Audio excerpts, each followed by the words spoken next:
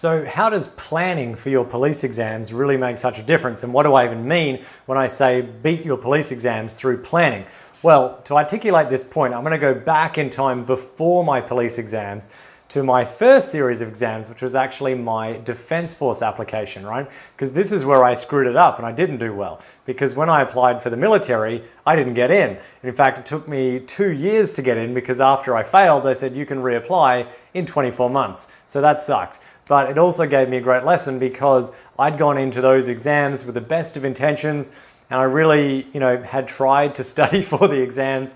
But in reality, when I reflected on it, I didn't really, right? And so that was one of the big differences because when I redid those exams and then, almost 10 years later when I sat my police selection exams, one of the big changes was not just the effort and the intention and knowing that it was important, but actually planning it and beyond planning, in fact, scheduling it in. And what I mean is by scheduling time, not saying that I'm going to do, 2 or 3 hours a week of preparation. It means that subtle difference of saying I'm going to do 3 hours of preparation each week for the next 5 weeks. And this is exactly where I'm going to do it. So I'm going into my calendar, and if I don't have a calendar, I'm going to create one. And I'm going to say, okay, here it is. So I've got this space on whatever it is, Thursday morning, Friday afternoon, Saturday night, right? You may as well give up your Saturday nights right now anyway if you're joining me, if you're applying for the police service.